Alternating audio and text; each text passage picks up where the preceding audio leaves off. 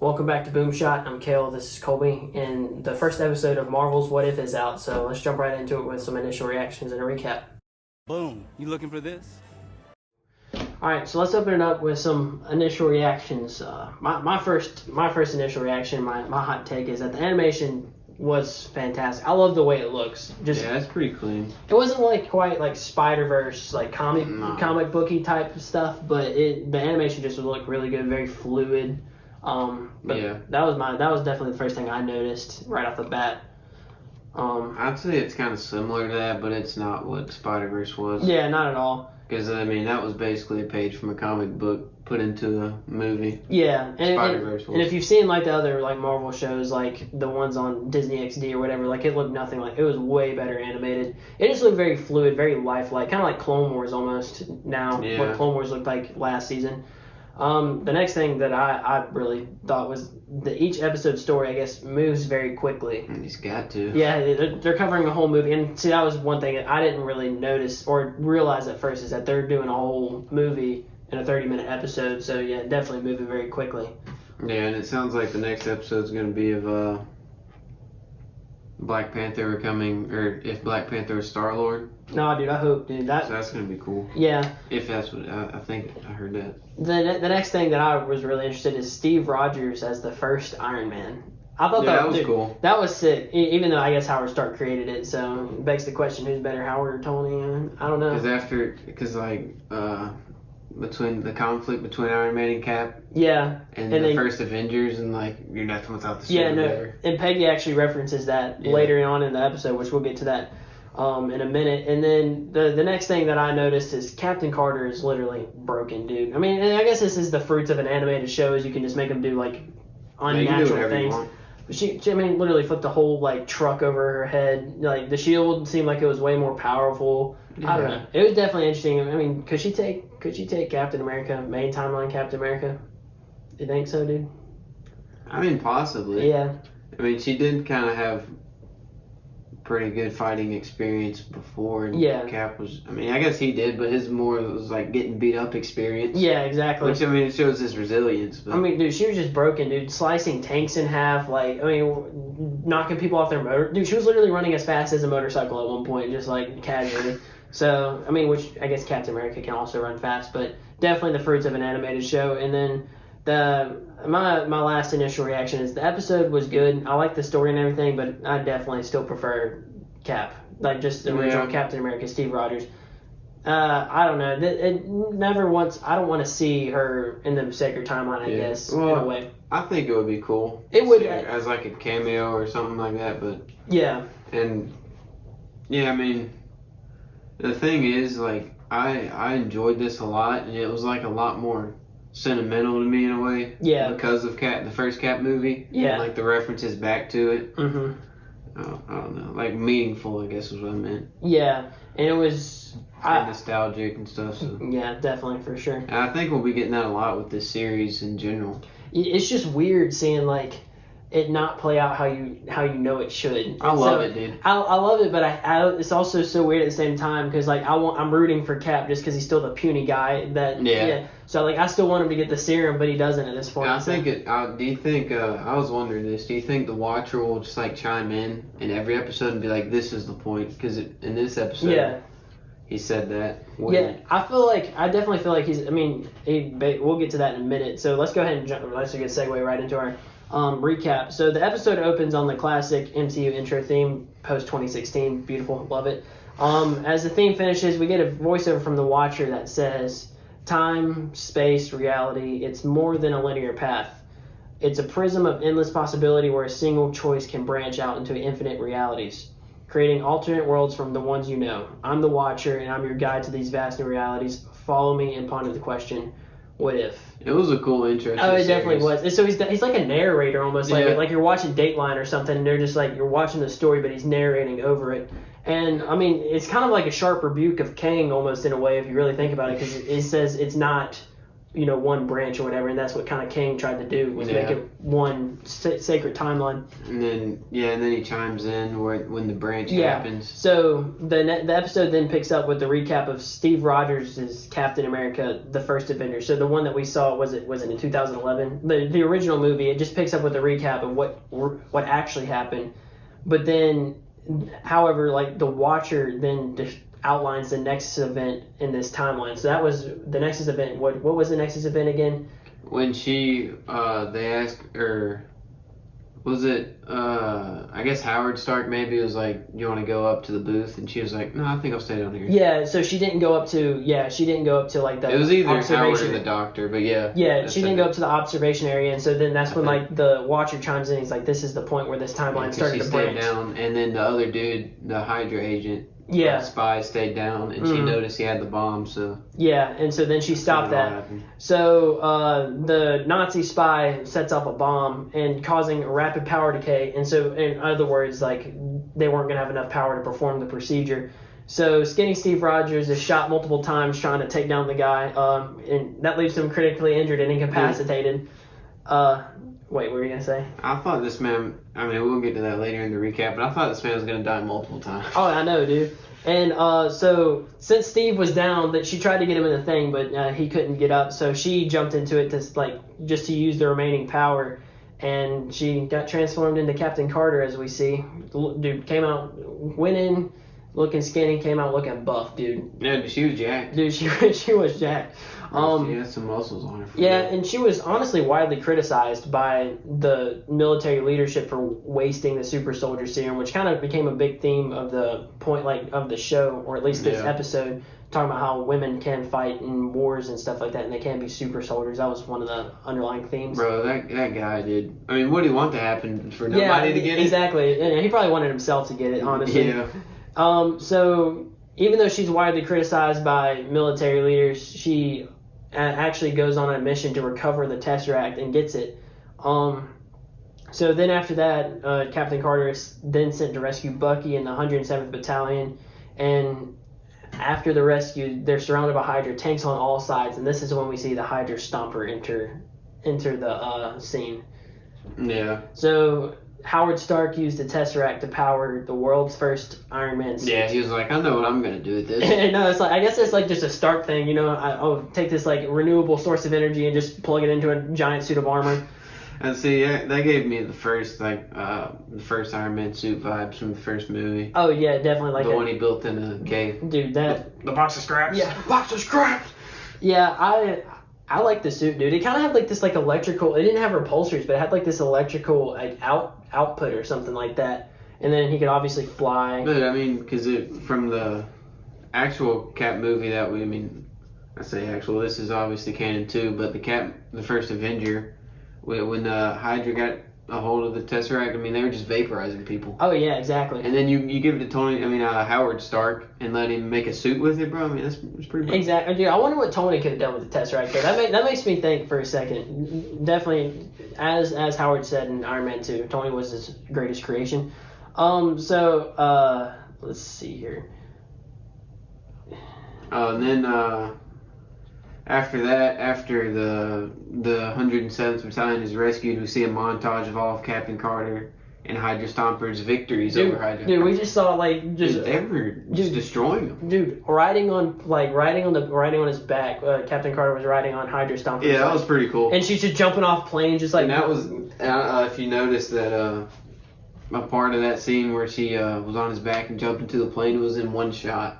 Oh really? I didn't. She jumped into the plane, broke through, and then it showed her going through the plane. Yeah, that was sick. It was pretty cool. I know what shot you're talking about in that bomber. Yeah, that was definitely just a cool scene in general. Like she really is broken.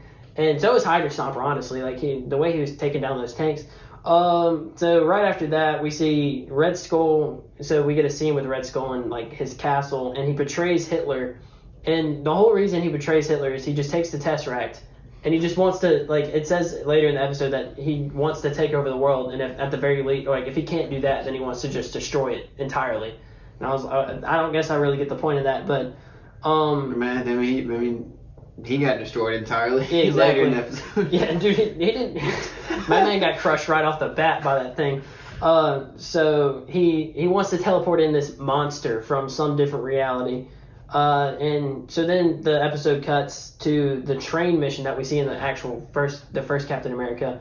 Instead, this time, the one who dies is Cap, not Bucky. Yeah. And so he actually goes to stop. I thought he was dead.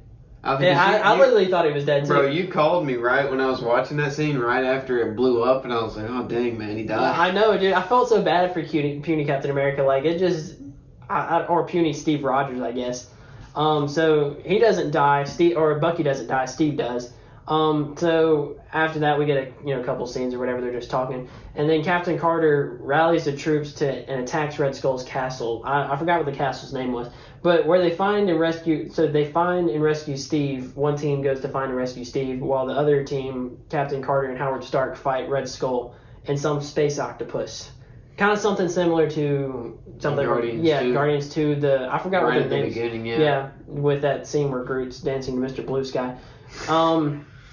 So Peggy saves the day. They fight the monster, and Peggy saves the day by pushing the monster back into its own reality, but not before she tells Steve he owes her a dance. And similar homage to how Steve crashed a plane in the ice, and you owe me a dance. That scene, that was tugging at my heartstrings. I know, dude. Just like the first Cap, dude. I can't remember. I think the first time I watched the first Avenger, it was on a Kindle, bro. Yeah. I bought the movie and I was watching it. I remember this vividly, dude. On the corner of our couch on the Kindle, and that scene, bro. Dude. It was gut wrenching. I remember put her in the water. Yeah, I remember when I was watching that movie. My dad rented it on Redbox, dude. We went and got Arby's. We were just sitting there. It was gut wrenching, dude. That was a great scene, though. I would have only been like 8 at that point. That's crazy, dude. Man, this universe has been going on so long. So he owes her a dance now, and so she gets teleported into this different reality.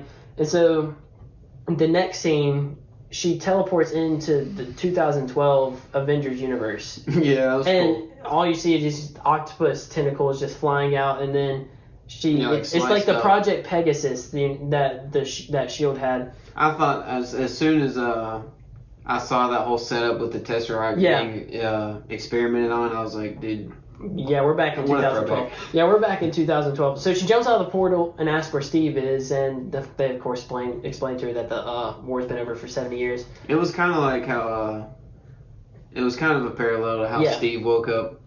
And I mean, I guess Nick Fury was one of the first people he saw there too. So. Yeah, except she was in that secret SHIELD base, and Steve was in New York. But and they tried to frame it up like he was still back in time. Mm-hmm.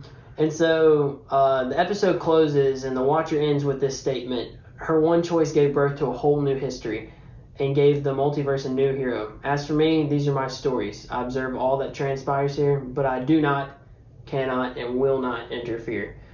And I was going to point out too, when we first started the recap, the last time we saw the Watchers was in Guardians 2. Yeah, exactly. With chatting it up with Stan Lee. The FedEx delivery driver. That when he was talking about who's the FedEx delivery driver.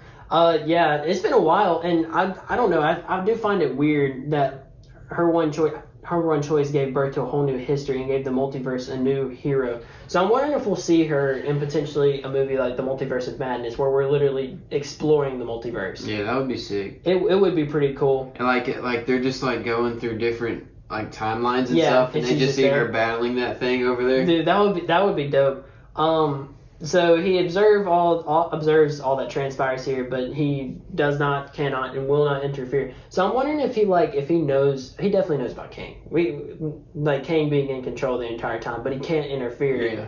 So but I don't feel like Kang can really mess with him either. Though. Exactly. Yeah, because the Watcher. Yeah, he knows what's coming. So it begs the question, dude. Watcher, Phase 7 villain, dude?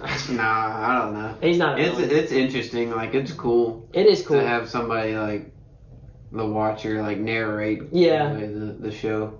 Yeah, I definitely agree. So this leads us into our biggest questions from the episode. I think my biggest question, I guess, is what is officially the space monster at the end of the show? We didn't really see much of it other than its tentacles and its teeth. Yeah. We saw like a shot of it screaming or whatever. But it's almost like his tentacles just kept on growing and like getting large. It was kind of weird. So that makes me wonder if it is that thing from Guardians 2. I don't feel like it really would be. The thing from Guardians 2 had a lot of body. I mean, it had a lot of tentacles too, but its body was pretty big. Exactly. As well. So I don't know of anything comically that it could be. I mean, but the Hydra logo is the octopus. Obviously, it's that like tentacled octopus. Yeah. So I'm wondering if he found something in like a future timeline. That's the first thing I thought of was like he found something like you cut off one tentacle, two more grow back. Yeah, exactly. So I don't know. That was one of my biggest questions, and then biggest question we've already pretty much posed this question, but does the Watcher know about Kang? I think. Oh yeah, for sure. I mean, you know, but he can't do anything, as he's obviously said. Don't the Watchers? I could be wrong about this. Don't each Watcher aren't they assigned like a specific thing? Like the Watcher that we're listening to, he's assigned to the timeline we know of. Yeah, and every branch timeline out of it, maybe so. I don't know. I'm not really sure. I need to look more into that. I could be wrong though. But either way, I think they know about Kang. Yeah. Because there's multiple of them, right? Yeah. Kang said himself. And there's obviously multiple Lokis too. So there's multiple of each hero. And so the next thing would be, my next question, has the TVA tried to prune Captain Carter? Because we did see a person in the first episode of Loki that looked similar to Peggy Carter. And the screenwriter, the showrunner, somebody from Loki didn't deny it. Exactly. And so it almost is kind of like the Watcher described that point in time as a Nexus event. He didn't call it a Nexus event when she didn't go up to the observation lab. Yeah, man, it's basically. Yeah, so it's almost like a Nexus event. So maybe this is what would have happened, but he also says it created a new hero. So I'm wondering if they did prune her or not. Yeah, see, I guess with all these things and what if why haven't they just been stopped by the TV? I guess they weren't they weren't as much of a threat to Kang, so he wasn't worried about it. Yeah, I don't. Because I mean, this kind of played out similar to how it did in our timeline, so he probably wasn't too concerned about it. Yeah, that's true, I guess. And the last question that we have is, what would the Avengers look like with Captain Carter as the leader? Because that's obviously what they posed up in 2000 by bringing back Project Pegasus and stuff. I think it would be similar to how when Cap was the leader. I mean. Yeah. They're kind of, I mean, they were lovebirds, dude. I mean, they're one and the same almost.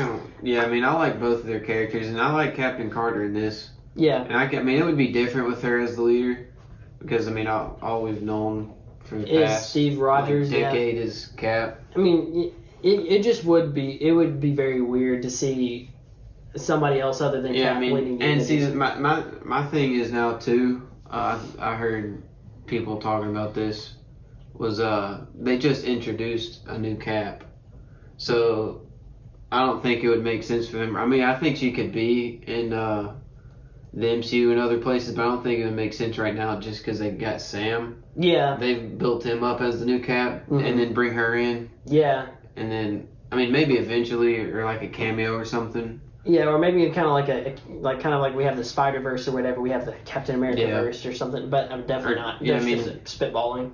But I want Sam to get some more storylines and stuff. Especially with that new suit, dude. Man, it's gonna be broken. Steve Rogers, who is what I'm saying. So we kept a list of references back to the Sacred Timeline. Not really, I guess you could call them Easter eggs, but they're more like subtle throwbacks. And parallels. Yeah, and so the first thing that we notice is Peggy punches the punching bag off the chain like Steve does in the first Avengers. And that's one of my favorite scenes from the first Avengers, dude. It really is. It was I a just powerful love scene. that scene. It was just a powerful. It shows flashbacks when he's punching it. It really was a powerful scene, and then you see Fury walk in, and he's just standing there. Yeah, but she does the same thing. She just yeets it off. Yeah.